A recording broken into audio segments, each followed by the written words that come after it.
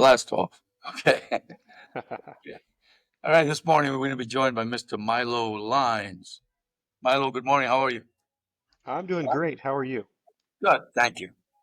Um, I've been watching a lot of your content on YouTube and quite popular, right?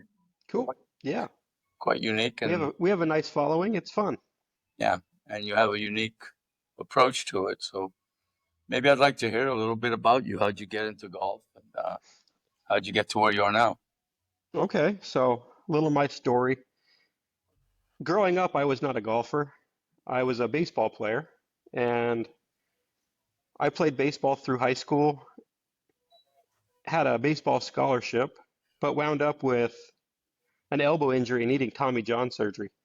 So actually, the summer before my senior year of high school, I decided to pick up golf because my arm hurt so bad. I Mm. wanted to take the summer off, and I Were you a kind of pitcher I pitched, played shortstop. Yeah, I was all around? all around. I was a good little hitter. And my dad was a golfer, and he had always wanted me to play. And so, with a little direction and guidance from him, he helped me get started.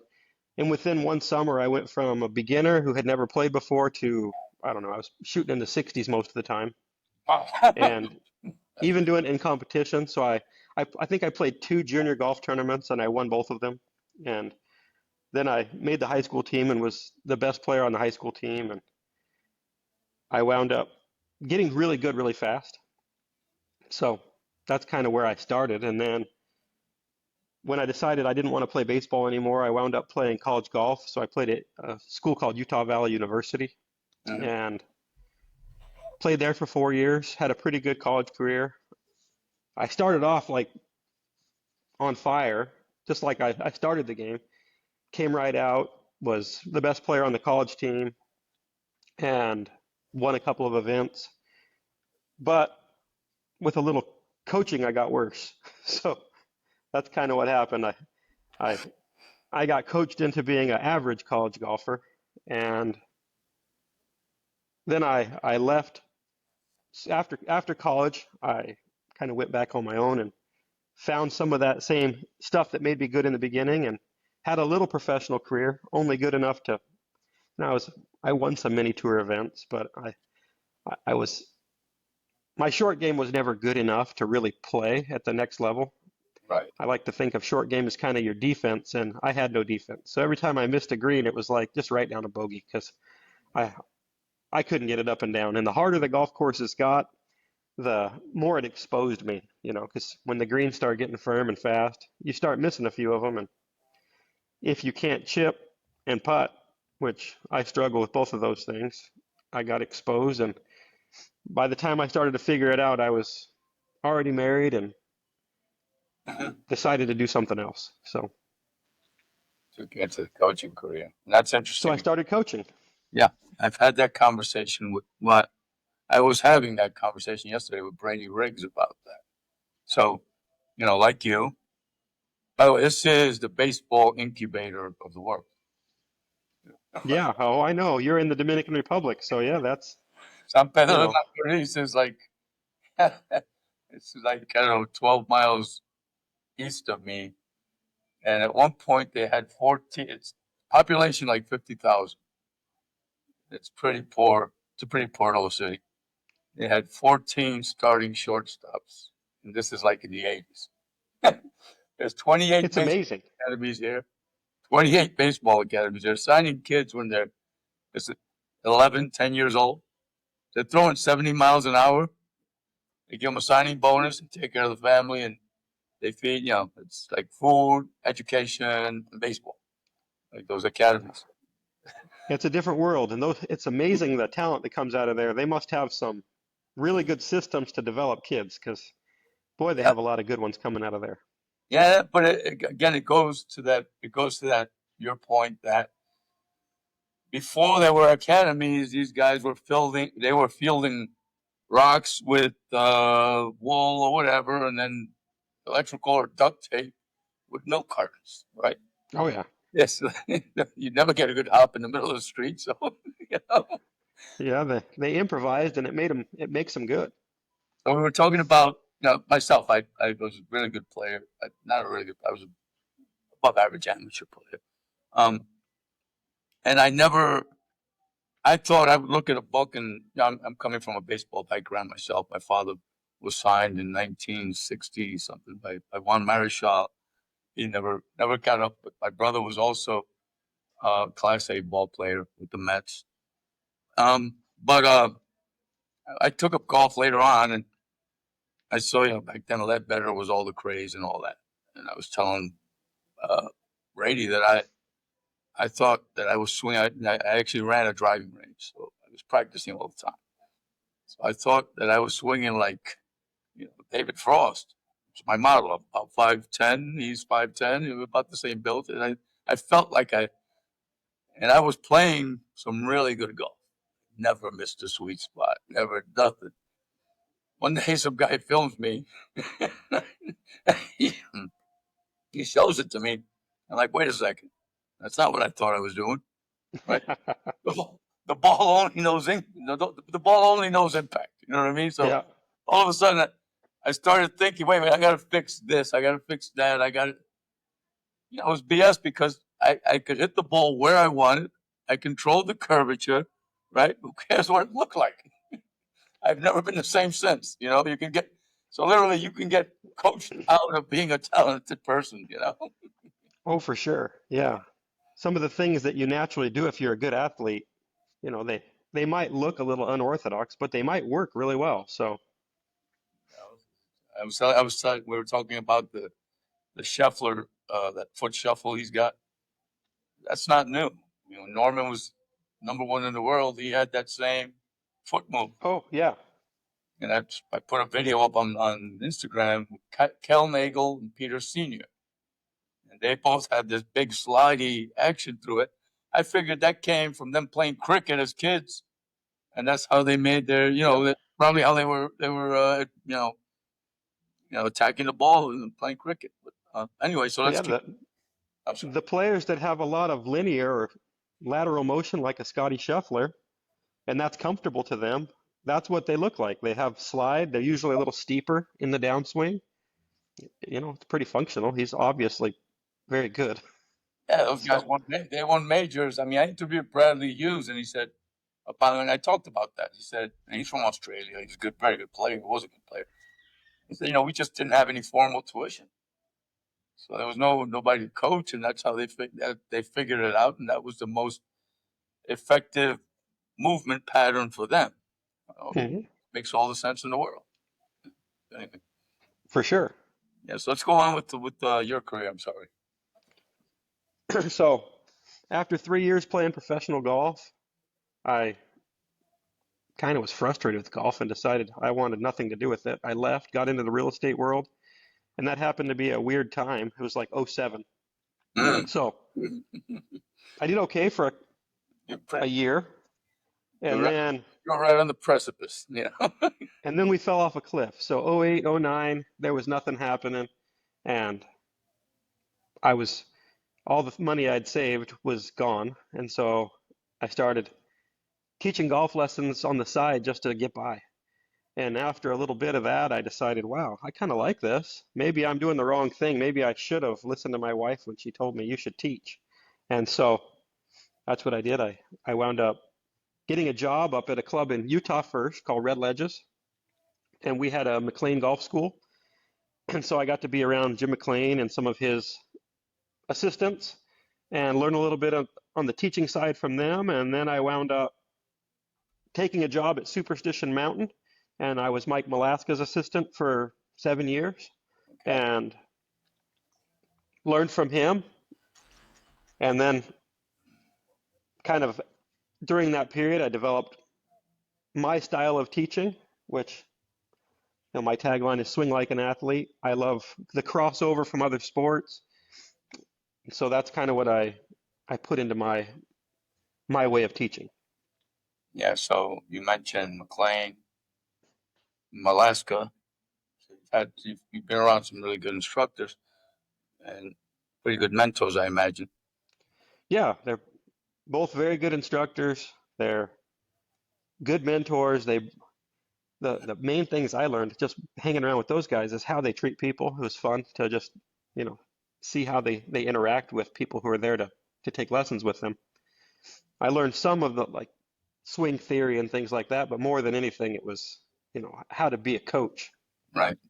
The other side of it. Yeah. Because I mentioned those two individuals, but then I look at your stroke pattern, right? It's not what they're teaching. No, so, there's lots of ways to do it.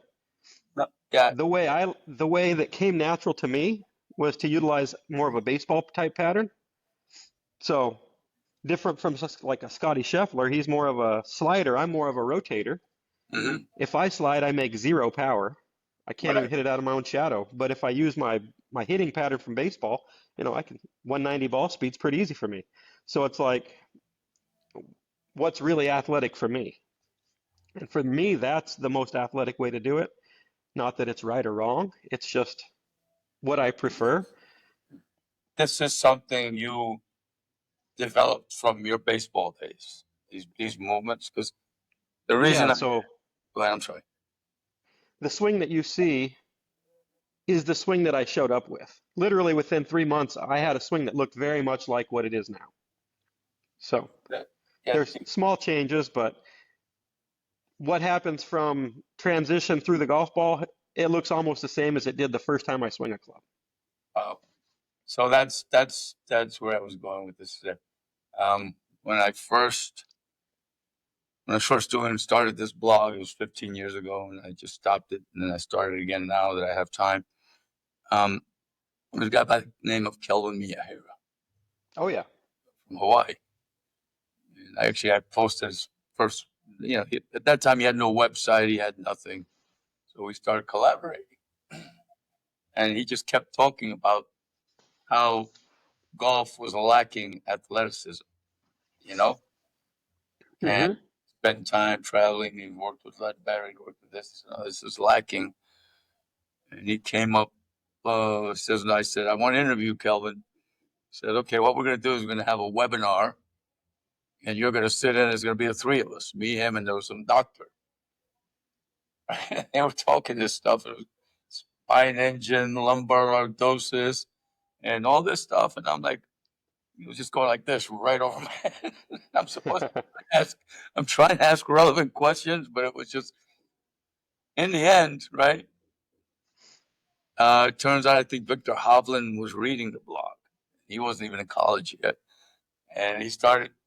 He became very interested and started sending Kelvin videos, and they worked on it. And that's so Hovland has that, And now I'm watching like yourself. I interviewed Riley Andrews at Elite Golf Schools. Oh He's yeah. same type of, A lot of the same patterns. So Riley, a lot of what he learned from a doctor friend of mine named Luke Brackey. And okay. Luke came for a few lessons years ago, and we got to talking about how the body moves and what we see from like the best hitters across sports. Hmm. And our ideas really crossed. And so we both have, Riley has a lot of the same lineage that I do as far as what we prefer to see in a golf swing. All So right. yeah, there's definitely some real crossover there. And a lot of it's because Luke's like the link between us. Luke and I have spent lots of hours on the phone talking. I had all these ideas about how things should work, and then he understands anatomy a lot better than me. And so Okay. he was able to explain, well, this is why what you're talking about works. So, Yes, yes, and that's where I was going with it, is that I mean it's just not you and Riley. So Gankus has it. Uh, yeah, it's, there's another kid there, Chase Duncan, and oh his yeah, Chase Duncan's teaching a lot of the same principles. and he's teaching a lot of Division I studs. He's putting a lot of Oh, guys yeah, on the same he's boat. got a nice stable of young kids who are really good.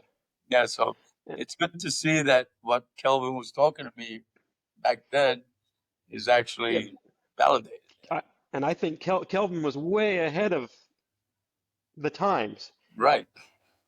So I still remember the first time I heard Kelvin's name, some guy came and took a lesson from me Mhm. and told me, you know what you're teaching is explained really clearly by this guy named Kelvin Miyahira. You ever heard of him? And at the time, I had never heard of him. So I went and researched him out, and I was like, wow, he's explaining a lot of the concepts that I believe, and he explains them from an anatomical standpoint, how and why they work. And I really think Kelvin was awesome. And he was good at, and unfortunately had that health problem there. But um, and Luke, I think Dr. Brackey researched Kevin also.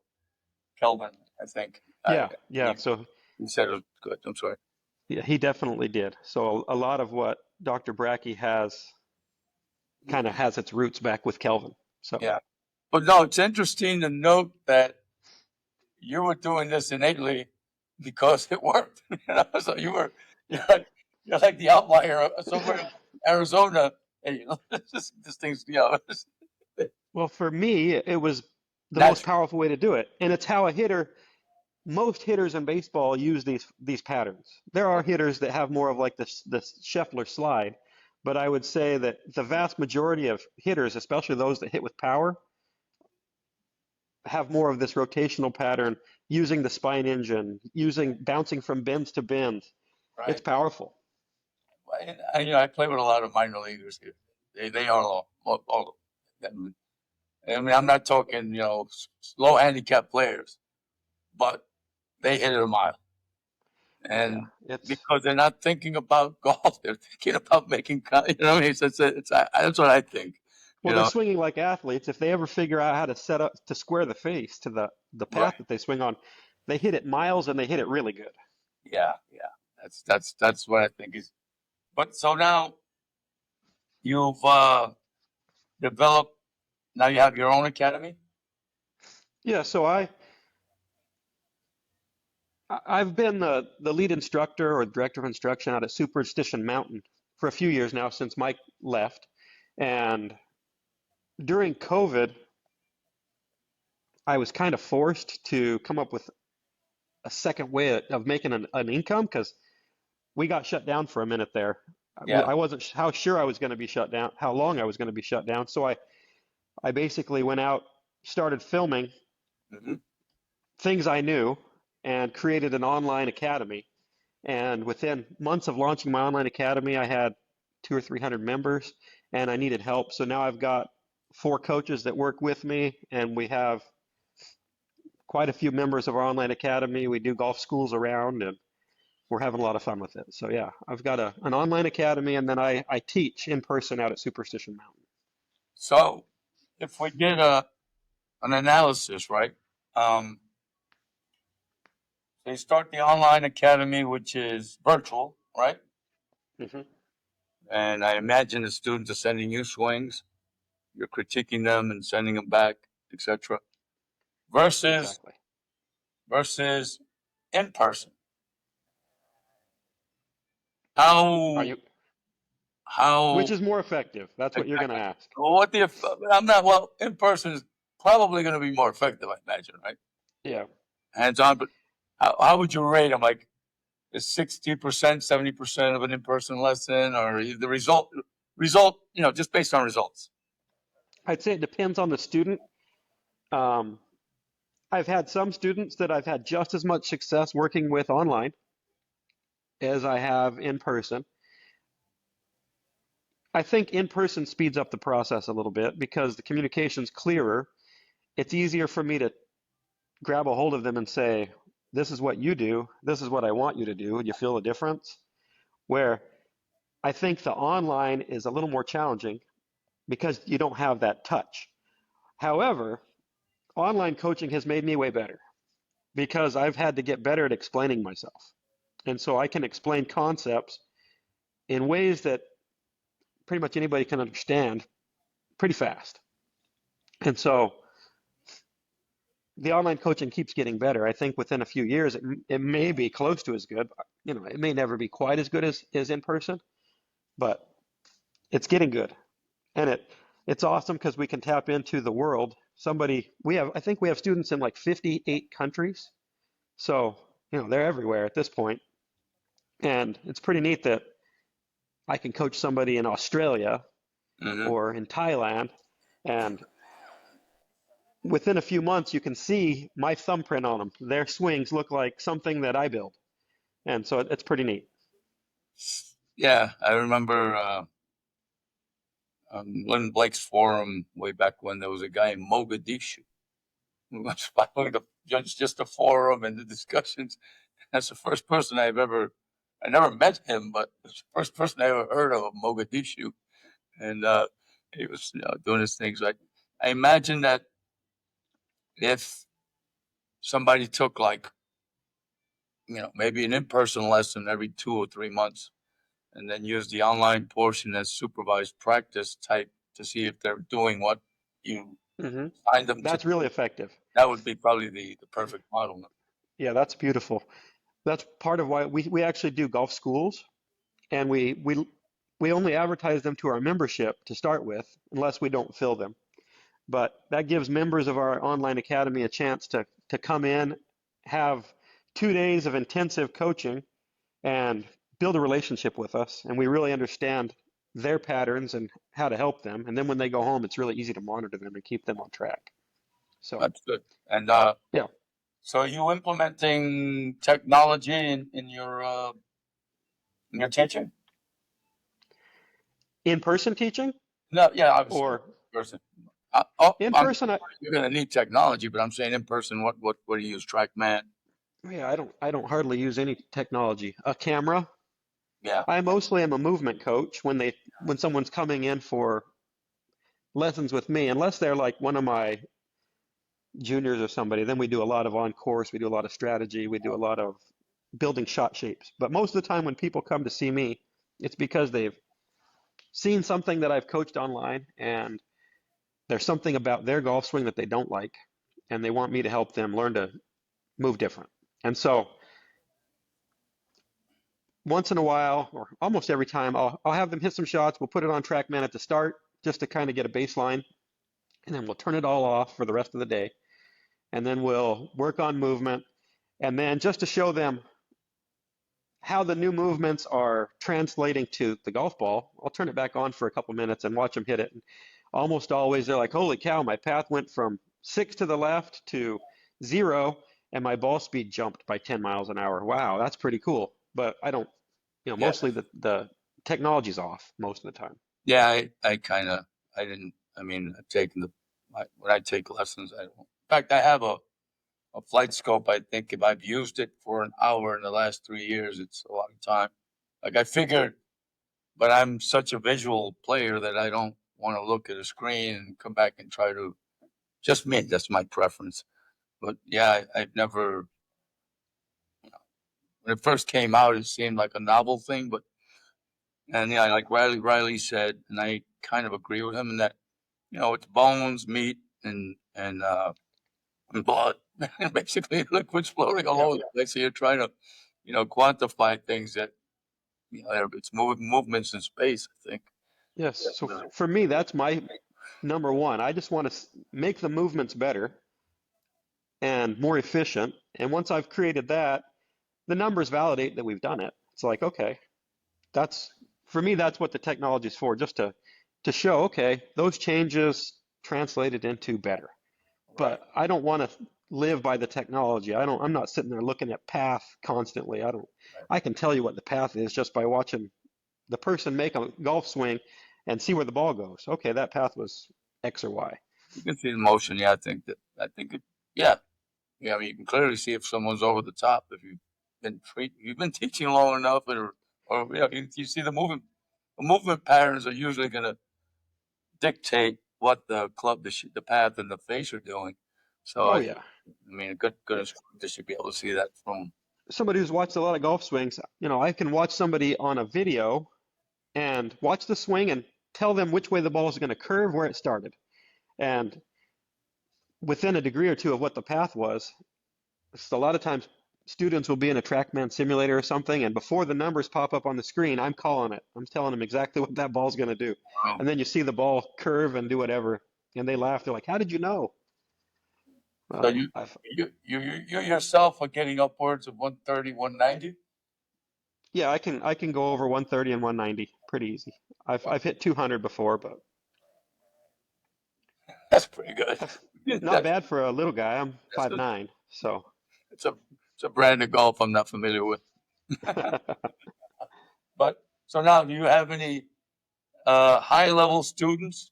You know, for pros or high level.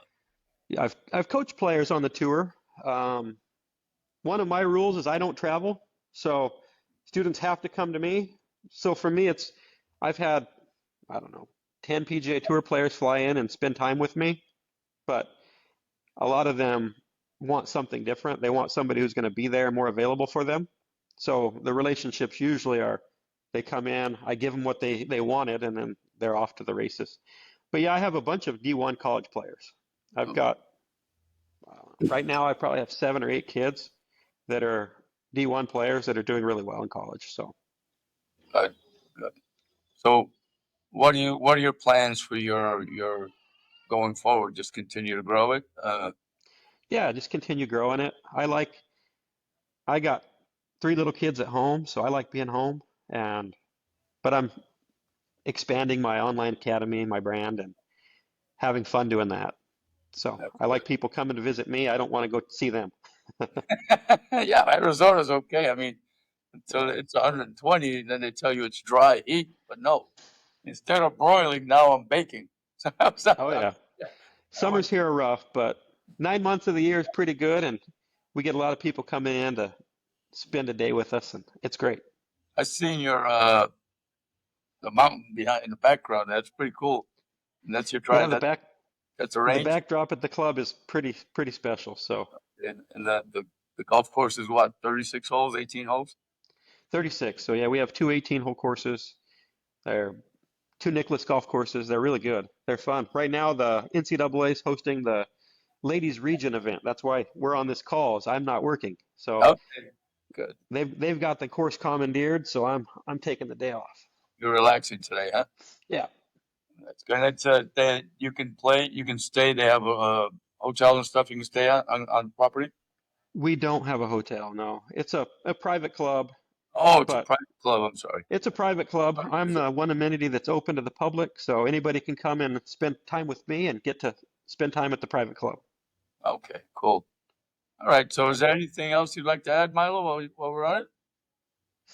I don't know. You What's have that? any other questions for me? Yeah. No, I mean, if somebody wants to see you, they just have to schedule a lesson and make their way.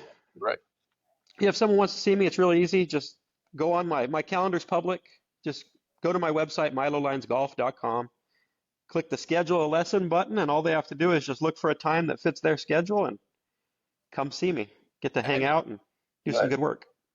So you don't travel. You don't do schools per se. No, you don't. I do schools. My schools are local though. So On we generally do 2 schools a year in San Diego at the Grand Del Mar, and then we do 5 or 6 schools every winter here in Phoenix at a public course called Whirlwind. So it's a really nice resort with a hotel on site, and so okay. people fly in for those.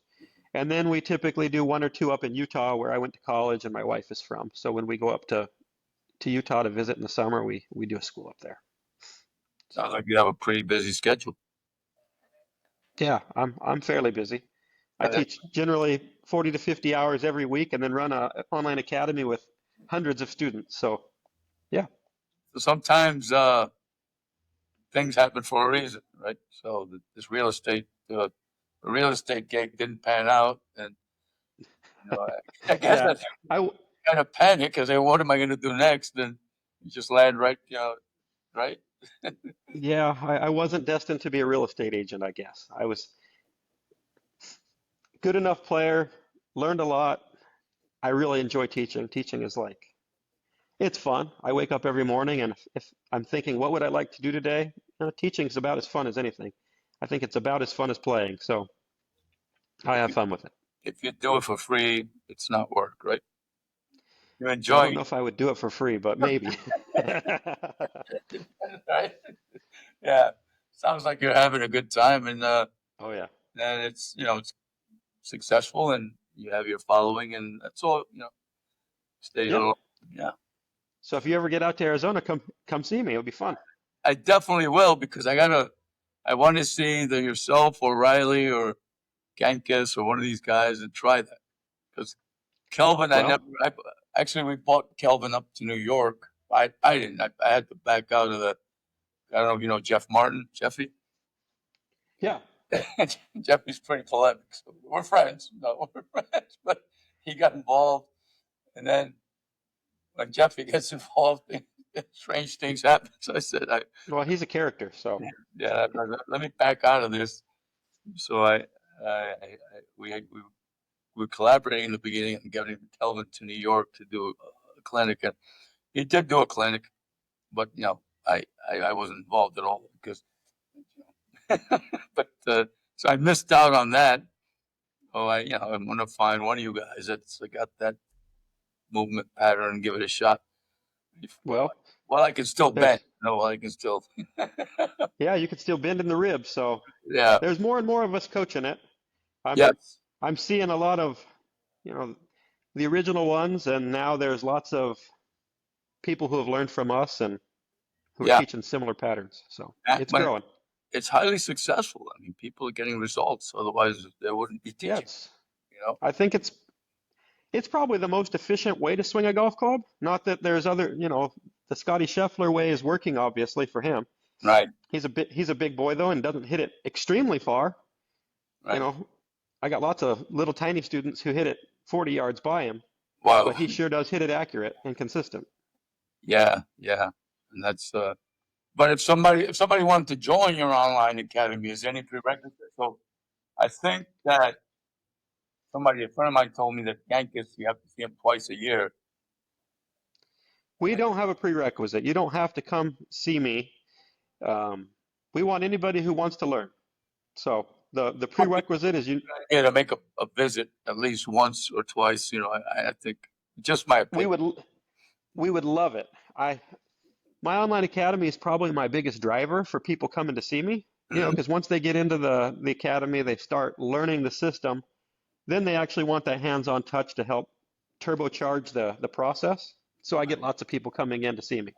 So, but we'd happily open the doors and let you in. And so anybody who wants to join, come on over.